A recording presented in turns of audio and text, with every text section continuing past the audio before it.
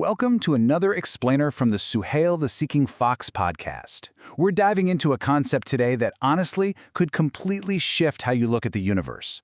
But before we get into the really deep Quranic stuff, make sure you hit that like button, drop a comment, share this with a friend, and subscribe for more deep dives.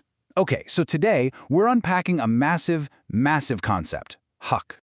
Let's clear up a pretty common misconception right out of the gate.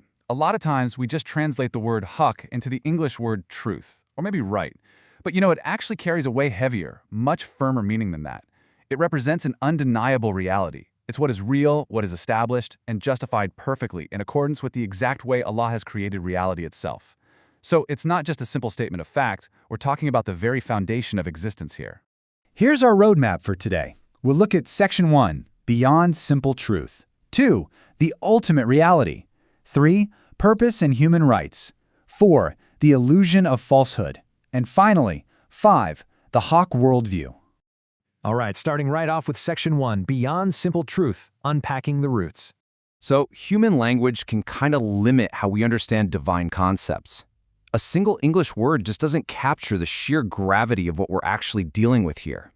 At its linguistic root, Haqq means something that is firm, due, fitting, and undeniable. I really want you to think about that word, firm. Falsehood might trend on social media for a day or entirely dominate the 24-hour news cycle, but only Haqq has a lasting, firm grip on reality.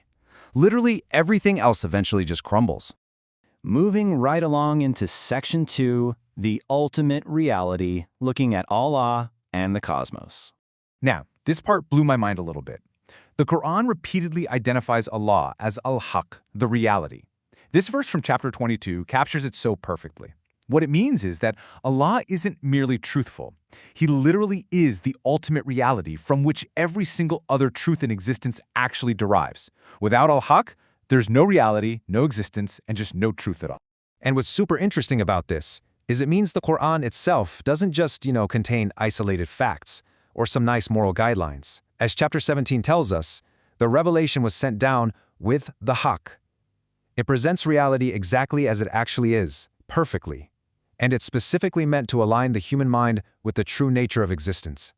Okay, Section 3, Purpose and Human Rights, taking it from the cosmos down to society. So how does this massive cosmic order actually translate down to our kind of messy, everyday society? Well, as this verse so plainly states, Allah created the heavens and the earth bil-Haqq, with Haqq. This tells us right away that creation is far from random. It's not meaningless. Our universe possesses this inherent order, real justice, and profound meaning, simply because it was established with this divine reality built right into its absolute foundation. Because the whole universe is built on Haqq, justice is simply a natural expression of it. Justice means giving every single person exactly what is due to them, no more, no less. The Qur'an is constantly speaking about the Haqq, the legitimate claims of parents, relatives, travelers, the poor, spouses, orphans, and even creditors. You see, human rights aren't just these arbitrary rules invented by modern society. They are rock-solid, established claims that arise directly from this divine order. I want you to take just a second and really think about this command. Give the relative his haqq. Actually, I'd love for you to reflect on your own haqq right now.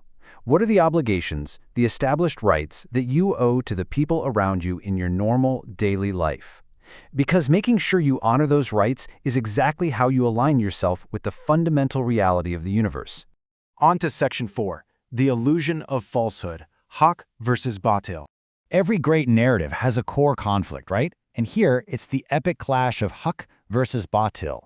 On one side, you have grounded reality that is permanent and absolutely undeniable. On the other side, just empty illusion that's deceptive and ultimately completely unsustainable. Batil might be incredibly loud or seemingly hold a lot of political power for a moment in time, but it has zero structural permanence. It's totally built on sand. This verse is so profoundly comforting. It tells us that falsehood is doomed by its very nature to eventually fade and completely vanish before the truth. It's just inherently unsustainable. So no matter how overwhelming or massive the deception might seem to us today, the very architecture of reality actually guarantees its collapse. So the real crucial takeaway here is that people often reject revelation not because it lacks rational evidence, but mostly just because their own personal desires conflict with Haqq. The Qur'an actually points out that if Haqq had followed human desires, the heavens and the earth would have been totally corrupted. Reality simply does not bend to what we happen to find convenient or preferable. It just is. Which brings us to our final part, Section 5, the Haqq Worldview, the gravitational center. This is where it all comes together. We see exactly how Haqq organizes a believer's entire moral universe.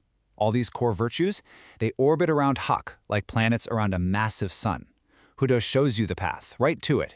Iman is deeply trusting it. Taqwa protects your commitment to it. Hikmah is applying it in the right way. Adl establishes it between people. Sabr keeps you securely anchored to it when you're under pressure. And Ihsan beautifully perfects it. Haqq is the true gravitational center of the whole thing. So, what does this actually mean for us when we wake up tomorrow morning? Well, it means our practical task is to constantly strive to live in total harmony with Al-Haqq. We do this by choosing truth over our own comfort, by speaking honestly, acting justly, fulfilling our obligations, fully respecting the rights of others, and above all else, worshiping Allah alone, really recognizing that reality isn't determined by a popularity contest.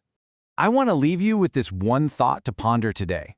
Are you going to align yourself with the ultimate, established reality, or are you going to chase the fading illusions of human preference? Thank you so much for exploring this with me today. If you found any value in this explainer, please remember to like, comment, share, and subscribe to the Suhayl the Seeking Fox podcast for plenty more deep dives. Until next time, stay curious.